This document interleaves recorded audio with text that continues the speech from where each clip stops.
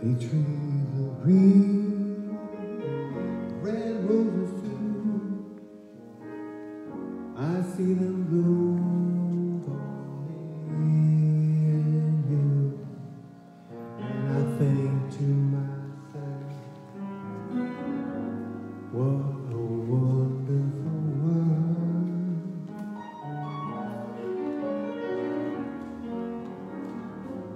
I see skies of blue, clouds of white, bright blessed days and dark sacred nights. And I think to myself, what a wonderful world.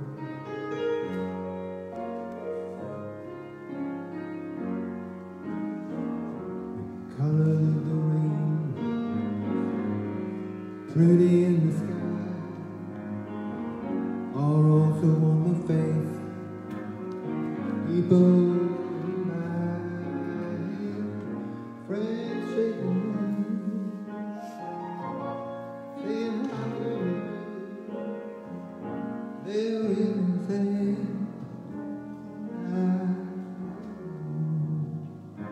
you babies cry. I watch them grow. They know much more than I know. And I think to myself, what a wonderful world.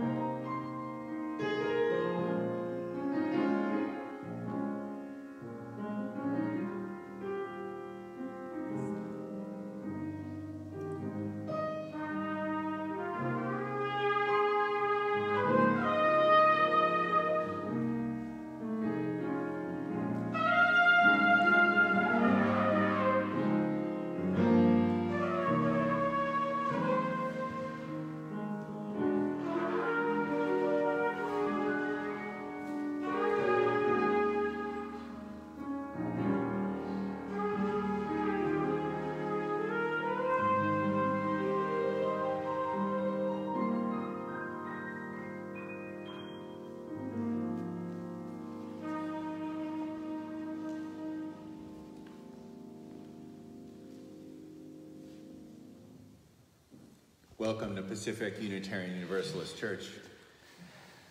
It always feels like church has a little bit of a loungy feel with Severin in the room, and it's such a blessing. Welcome. This is Pride Sunday. It's obviously also still quarantine time, and that's a sadness and a joy mixed together, right? We're proceeding on in our lives, and we're also acknowledging it's a rare time. A couple announcements for us all. There's a Zoom call today at 3 o'clock on Vivian's call. You can check in on that. The theme of it is what you want your legacy to be, and that's going to be facilitated by Stephen Schlegel. We have 2 teens still willing to run errands and get groceries for folks, Chris Bechtel and Renee Earhart. We're also a couple short of pod leaders, people who've wanted to bow out of that role. So if you're a leader within our community and want to step up and be the coordinator for about a dozen folks in different regions, we could use your attention. You can simply contact me. The children in the preschool, Pacific Sage, are back on Monday, smaller amounts of them, their parents being essential workers. And tomorrow night we have a board meeting on Zoom. Also, the governor has put this combination together of called Great Plates, which serves 2 purposes. One, it gets seniors and other adults that are high risk for COVID to stay home, and it provides some essential economic support for restaurants. So you look on our website for that. That's going to be up there in just a minute, and that's something that we might be connected to. And I think we're going to begin to envision how our food ministry might change as this proceeds forward. Thematically today is about the question of gay rights, and I sort of ask myself the question of why does anybody care? In the late 90s, I had a sociology professor friend of mine who I used to tease her that her entire career was dedicated to finding authoritative ways to confirm things we already knew were true, which I would appropriately tease her for and she would appropriately hate me for. I share that only because I'm about to tell you what you probably lived through even more than me. I'm going to share these thoughts and the history of LGBT rights and just historical facts because it sets us up well for Pride Sunday, which we would historically celebrate on this day because of the Long Beach Pride Parade, which has been canceled this year, but we traditionally march in. I'm not sure if I'm the right person to deliver this message, and I'm not sure that I'm not the right person. Be graceful with me. It's hard to find the right voice when you're a straight man, but at the same time, straight people have been on the same journey for the last 50 years or so. And for the obvious reasons of not being anywhere interesting on the sexual preference or gender identity spectrum, it always makes me a little bit uncomfortable to speak about these issues. But I do believe that I'm an ally, and this church certainly is. And having some personal distance and being a UU minister has changed me in very positive ways. So I stand here as a straight man, but I stand here as a good litmus test for how we have shifted. And that is the theme of the service today. I'd like to invite up our own Darcy Carroll, who's going to say our chalice words as I light the chalice. Darcy?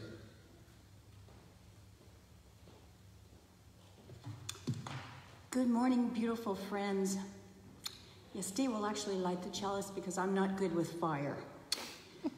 I light the chalice in grateful recognition of the compassion and courage which lead human beings to create safe spaces for other human beings. I light it in thanksgiving for those who offer protection and care to all who suffer from fear and persecution. Let this flame remind us of the moral duty and the sacred calling to guard the dignity and worth of every member of the human family. And now a hymn from Severin.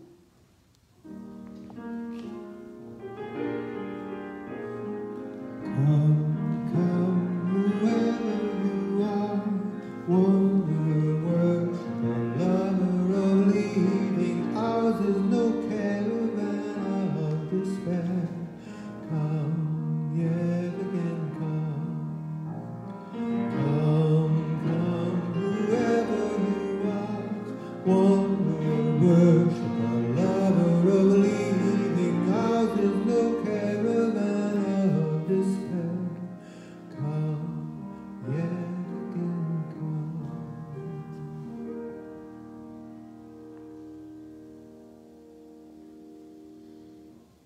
Like us to focus ourselves on our children. I hope you've lit your home chalice, and we've got as many kids as are willing to sit in front of a computer for any more hours of the week than they already have. Kelly Kinsman is a friend of the church and the daughter of Steve Schlegel, and she is going to share her own personal journey as our children's moment.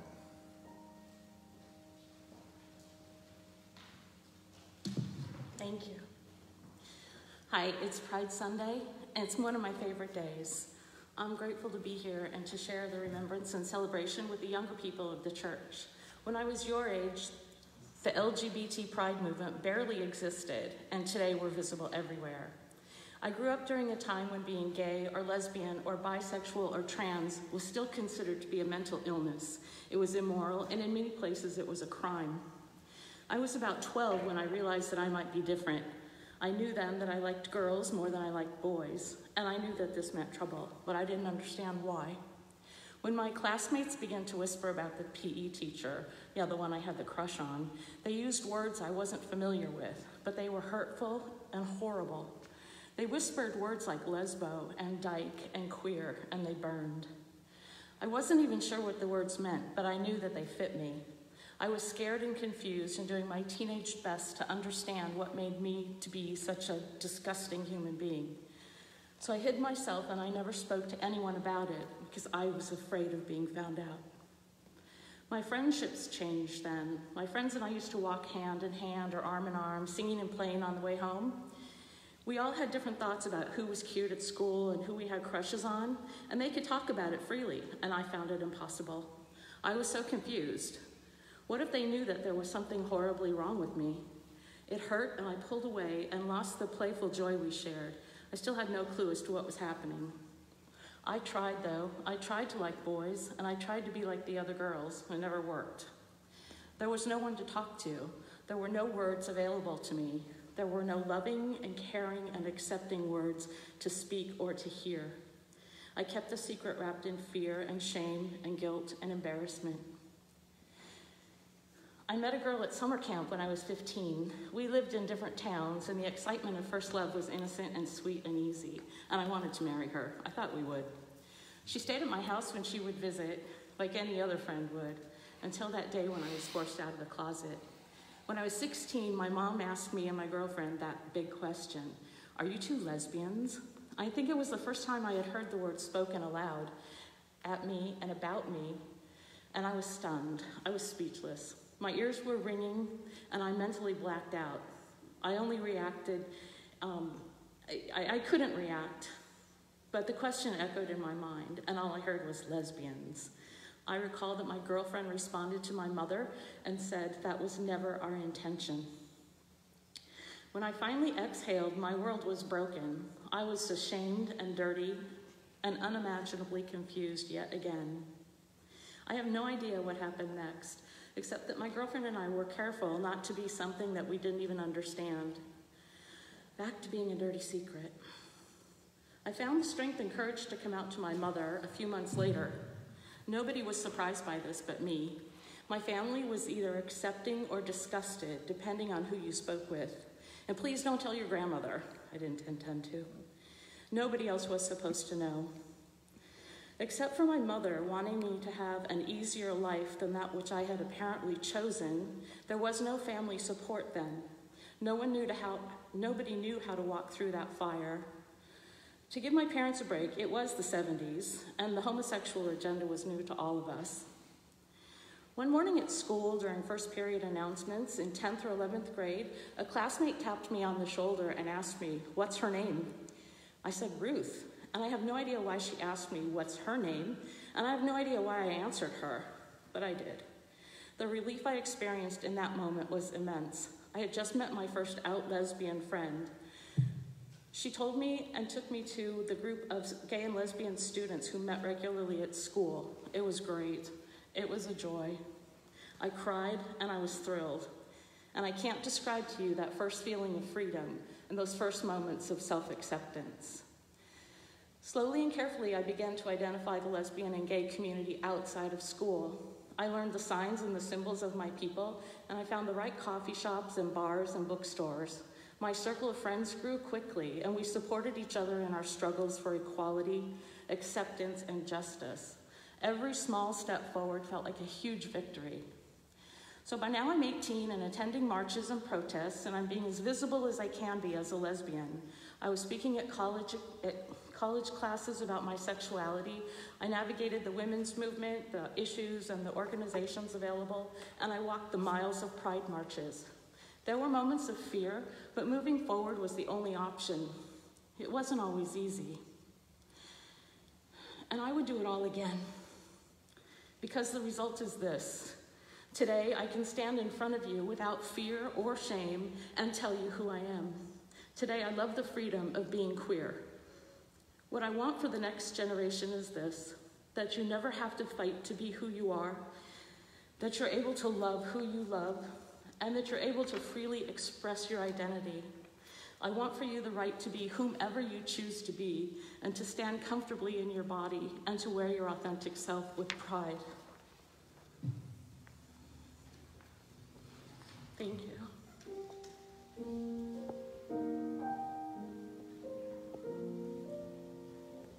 Thank you, Kelly. It's a poignant story. And we light our chalice, we light our joys and concerns candle today for two groups. All those who are struggling in small and big ways with the coronavirus and all the sort of mini losses we've all experienced of being able to freely move places. We've got great volunteers making masks, Trish Bosco, Dale Stewart, also Barbara Madrid. And there's a loss for all of us. Relationships have changed because of this, and we also light that candle in mindful of all those who are persecuted and who feel ill at ease in their own bodies, and we want to be an institution that stands up for that. So we light this candle for that purpose.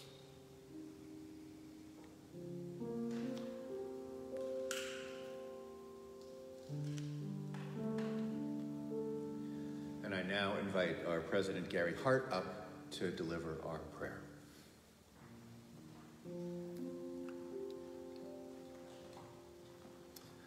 Today's prayer is by Elizabeth Ketchum.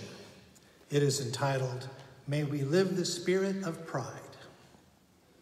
With gratitude for the freedom to be our true, authentic selves, may we live the spirit of pride. With the courage that comes from challenging fear, may we be the spirit of pride. With sorrow for those who could not be here with us today, and in honor of those who died of AIDS or who lost their lives, may we live the spirit of pride. With grief for those whose pain was unbearable and who left us too soon, may we live the spirit of pride. Looking ahead to the justice still withheld, may we live the spirit of pride. With the confidence that a sense of community banishes isolation and loneliness, may we be the spirit of pride. With the rainbow flag flying high, a sense of beloved community among us, and the joy that comes from making new connections, may we live the spirit of pride. And now back to the Rainbow Room and Severin Bennett and Ken.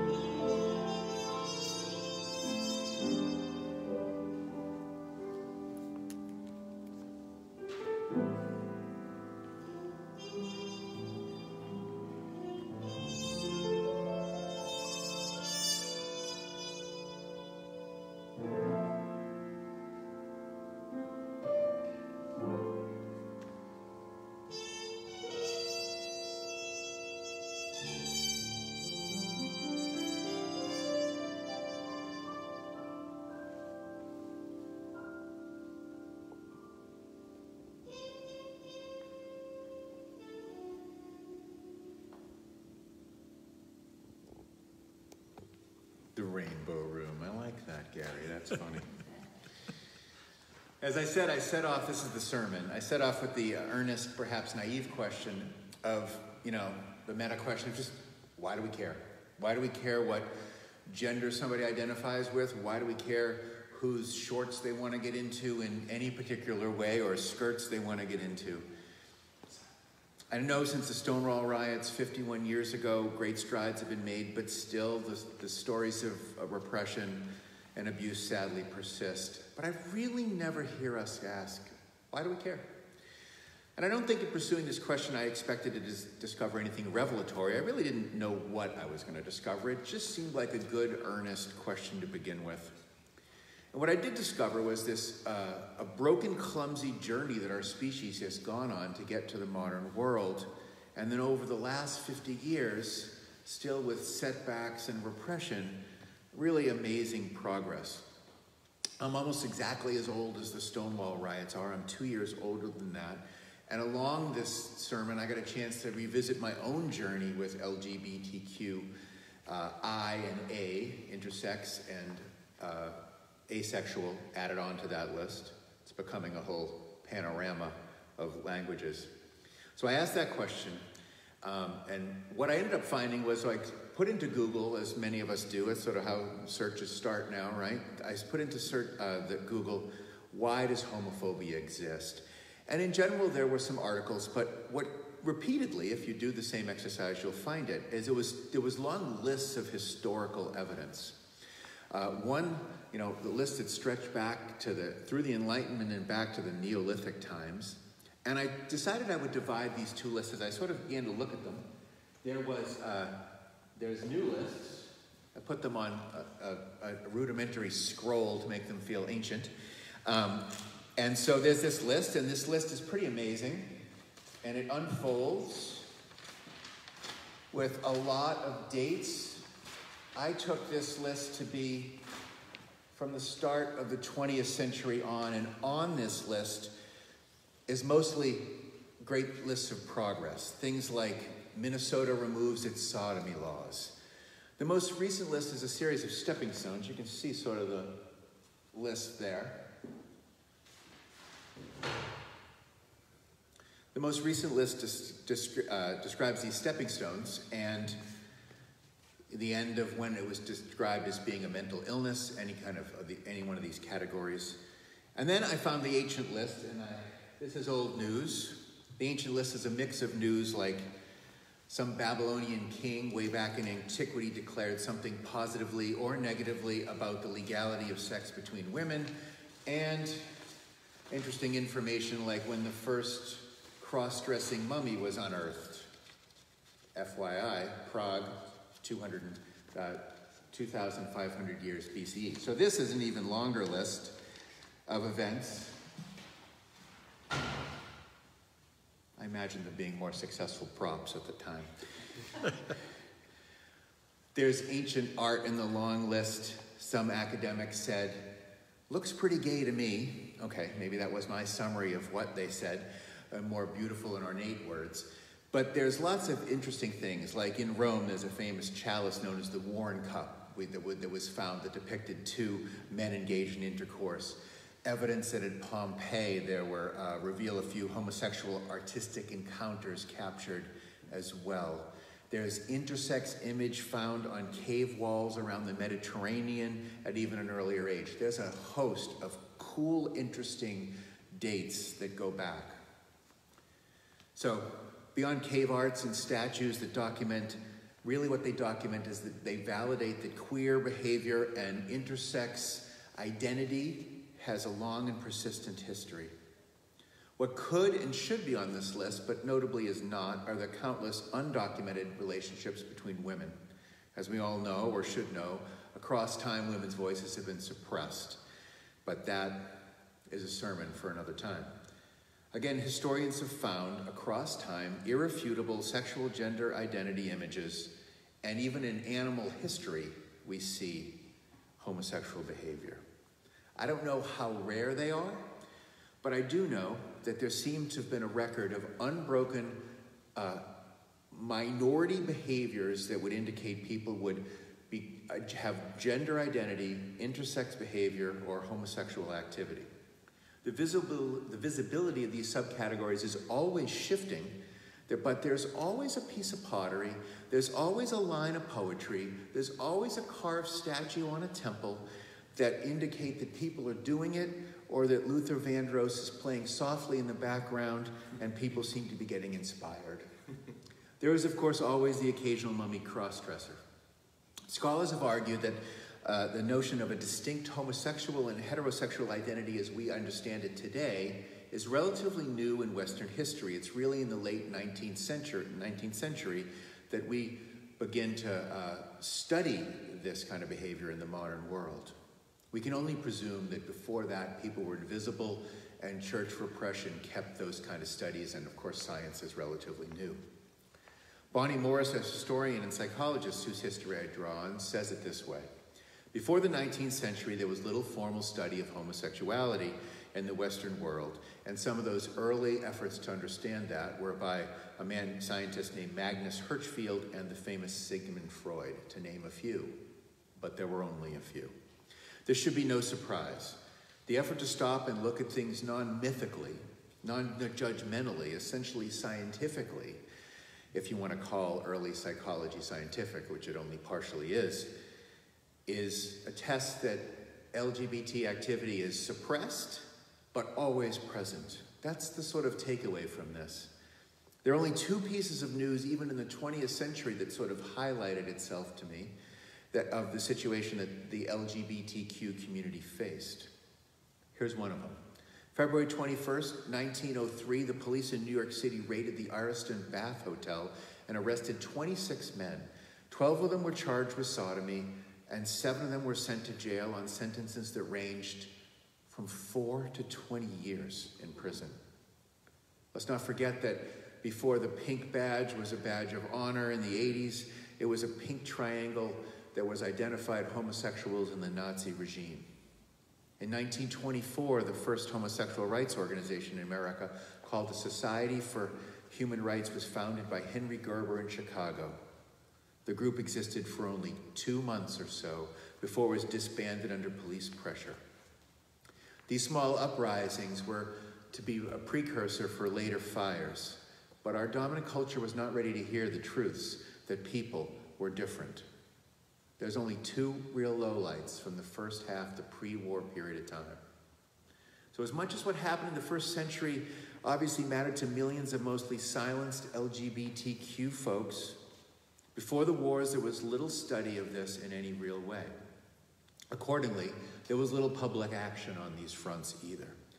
Let's stop for just a minute of empathy for the millions of people across time prior to DOMA in 2015, just to pick a line in the sand, who struggled to believe that there was something wrong with them because they were not aware there was a rainbow flag and they were a part of that color spectrum. Let's pause for just a minute of lost pleasure in the human species that people didn't know there was an anagram of identity just around the corner.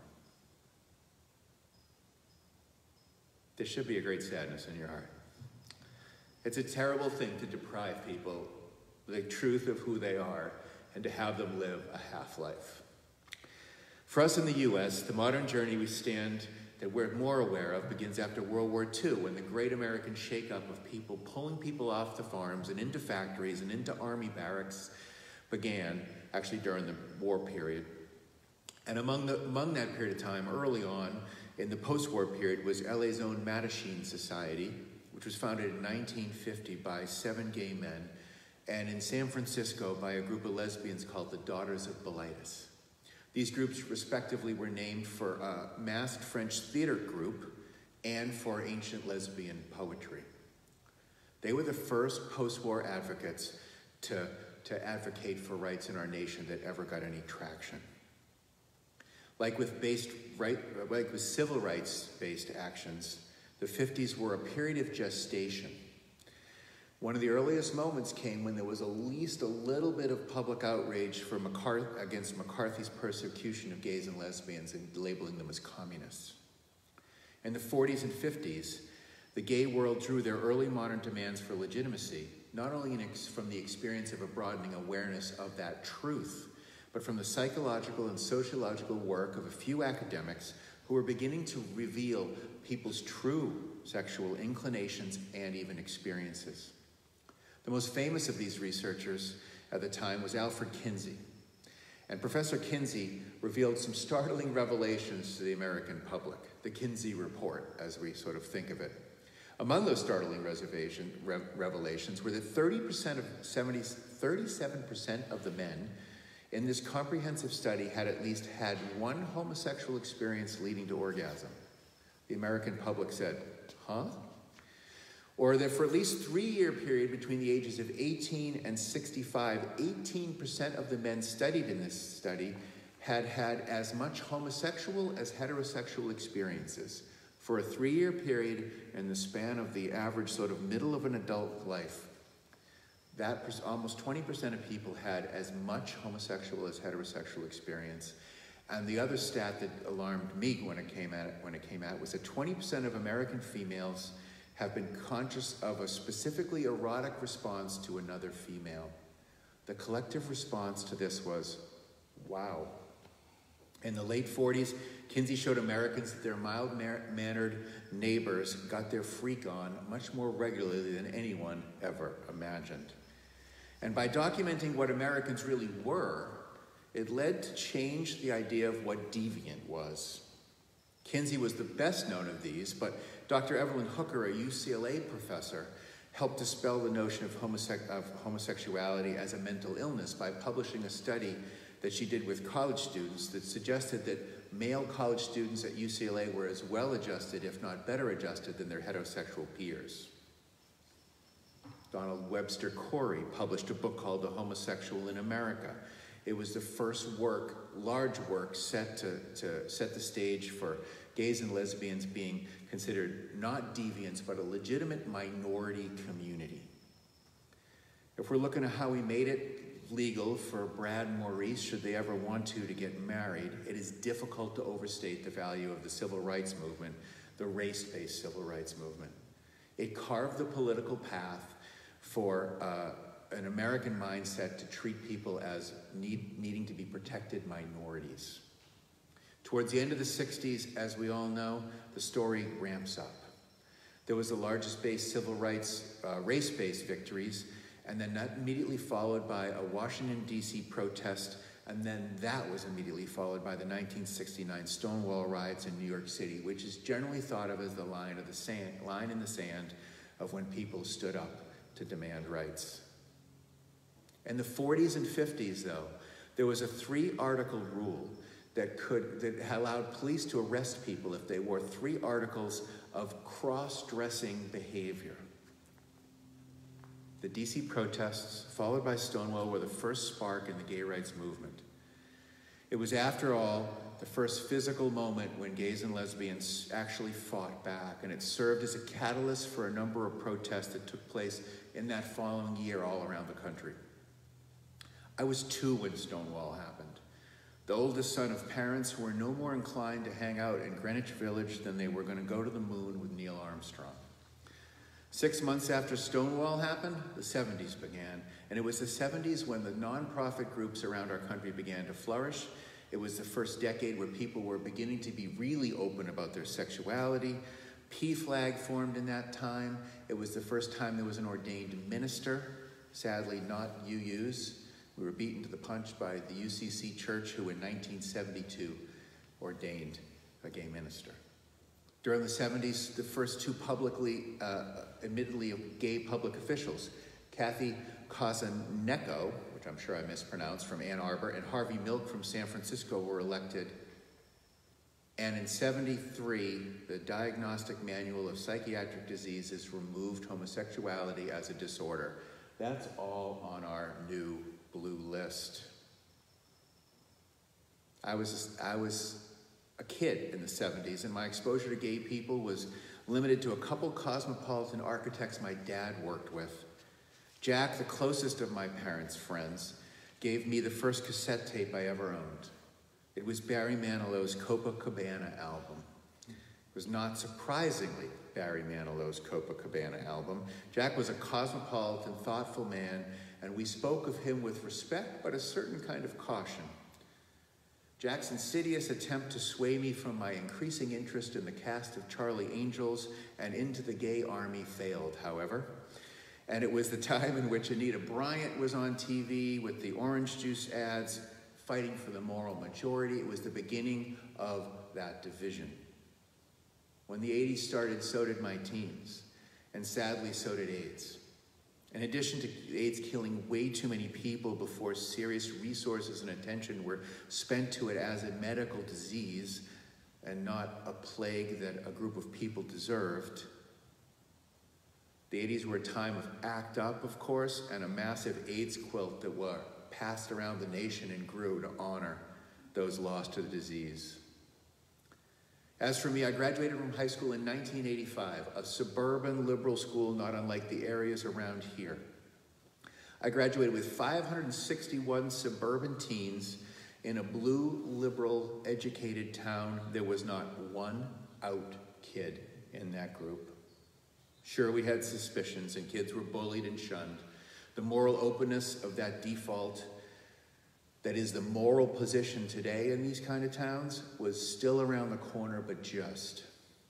Although I was never a bully, I was always a pretty kind kid. Being a straight and growing up on football fields and construction sites, I am sure I called more than one person a fag.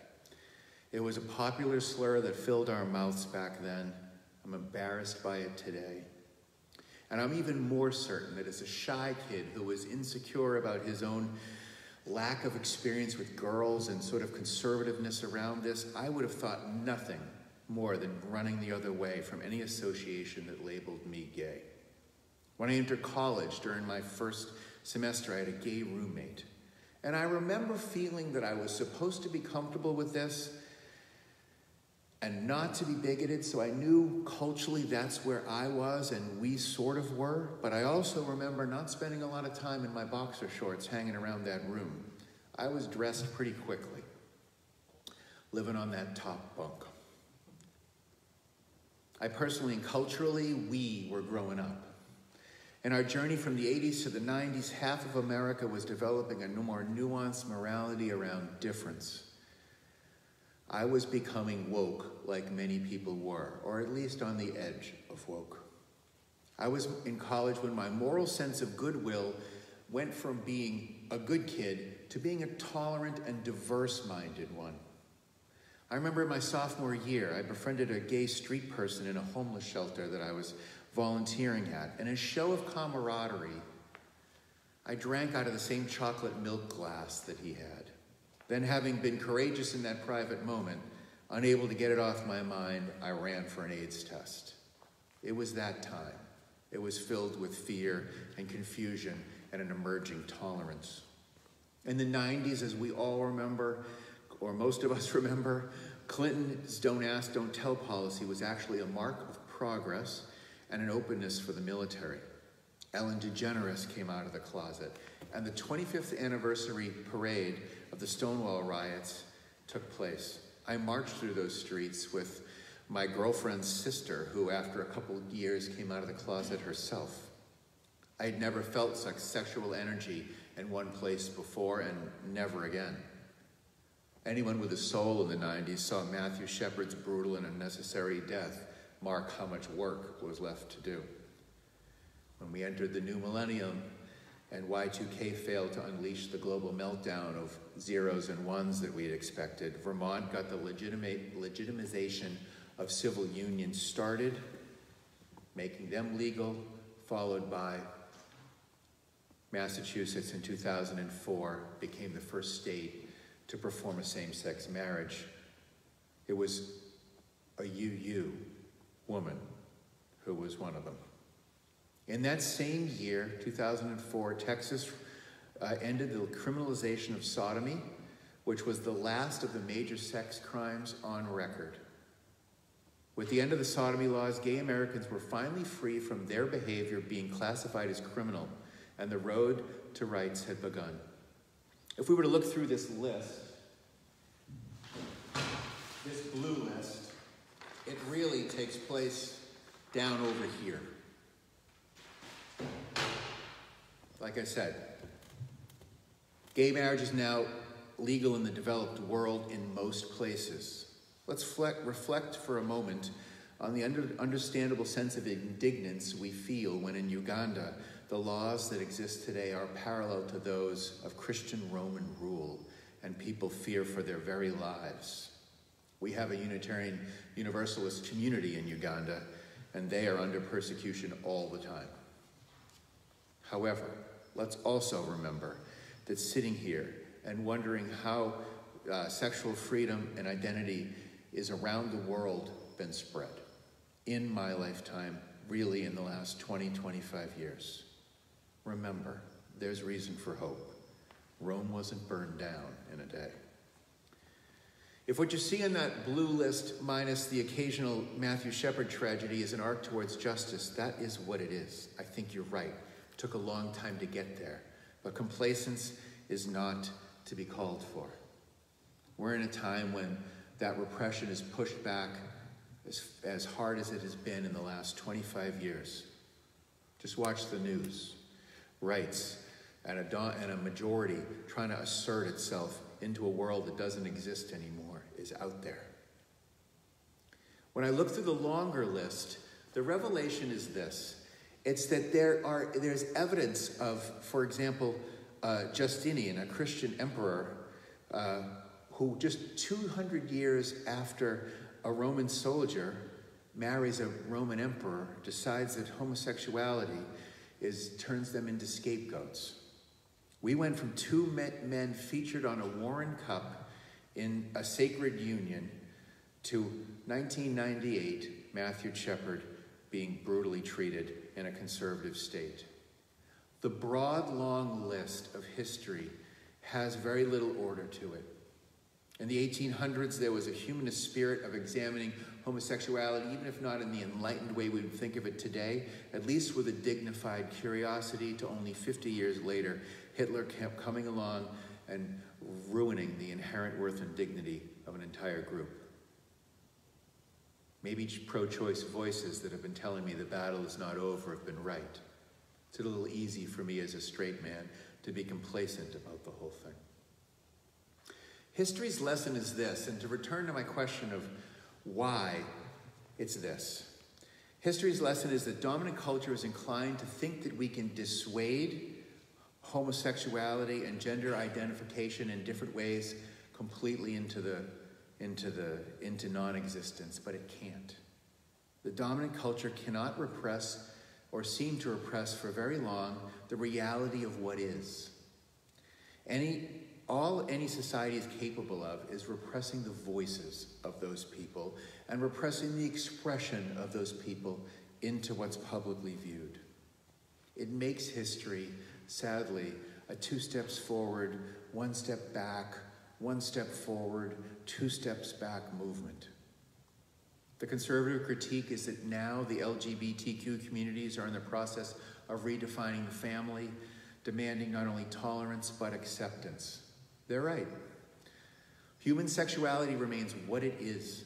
You can see it as a bouquet of diverse human experiences, or you can see it as a sin.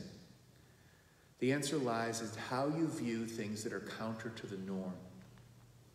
Even if a predictable amount of what we might technically call deviance from the norm is persistent enough to be normal, when silenced, that story disappears. People disparaging whatever they consider the other to be, Hutsis to Tutsis, is the oldest thing in human history. We've distrusted anyone we can identify as an other forever. So there, as our banner reads in the parking lot, there may not exactly be a pure right side of history. The notion of progress is a little bit more confusing than that. Maybe. On a shrinking globe with pandemics and the internet crossing borders pretty freely, and half a century of undeniable progress in the Western world, we truly may be in a different time. Maybe now the trend towards tolerance is unstoppable. Maybe. Moving forward, it will be hard to overlook the fact that we've been gay and transgendered in every society that humanity has ever built. That might be irrepressible. We could be flipping the script in an understanding of human behavior to be broader than we wanted it to be, or that people thought it was. Why do we have the alphabet soup of L's and G's and B's and Q's? Because we need to lift up that diversity. So I think this sermon ends with a pause at the progress of people honoring the dignity of who they are and who they choose to be with is never fully won, because the decision and instinct to put people into boxes in order to eliminate the cognitive dissonance of the majority is kind of never over. Conservatives in this way do have something to lose, and what they have to lose is that their view of the world is normative, is accurate. It's not. They're missing the subjective truth that normal is broader than that. Only history will tell us if the truth of those that classify as LGBTQI and A is not a passing fad or an accepted persistent slice of the American pie. The truth is, truth facilitates more truth and more courage and more eyes. It takes silence to silence people. It takes silence to silence people. Let's not be the people who let that repression lead to more repression. Amen. And now it's time for our offertory, and our own Darcy Carroll is going to come up and assault us with with an untruthful story.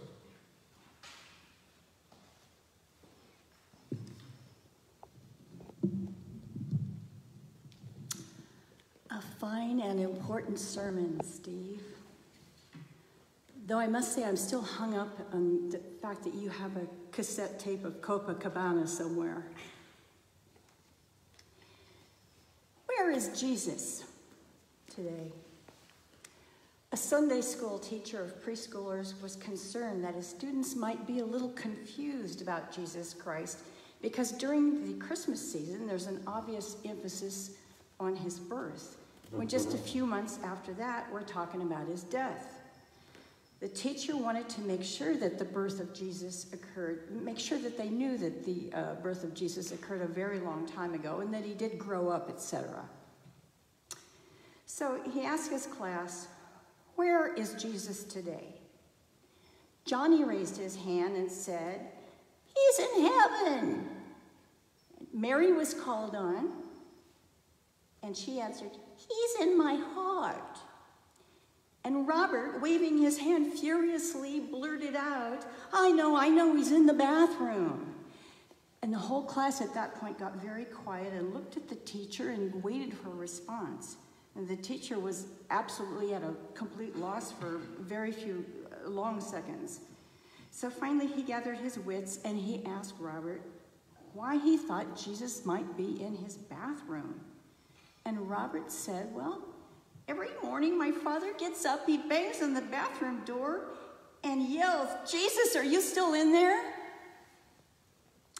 Please give generously.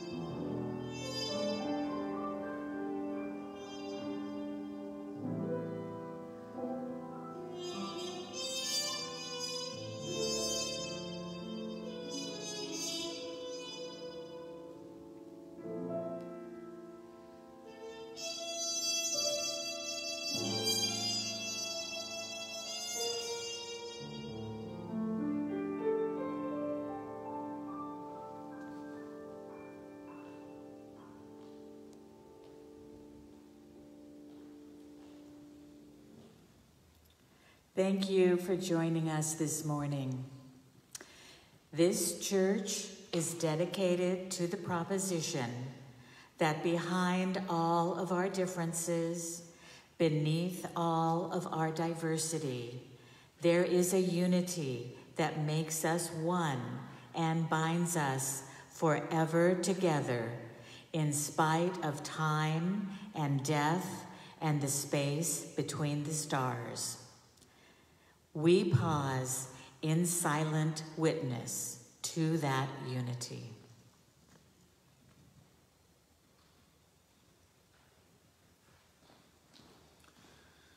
Please join hands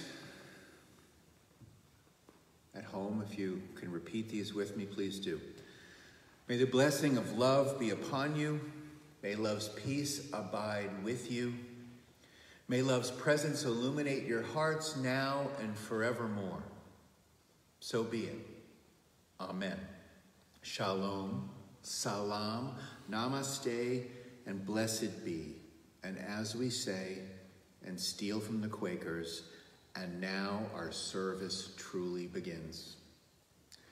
Please go in peace, 6 feet apart, wash your hands, be kind, be generous in this difficult time. And now our postlude.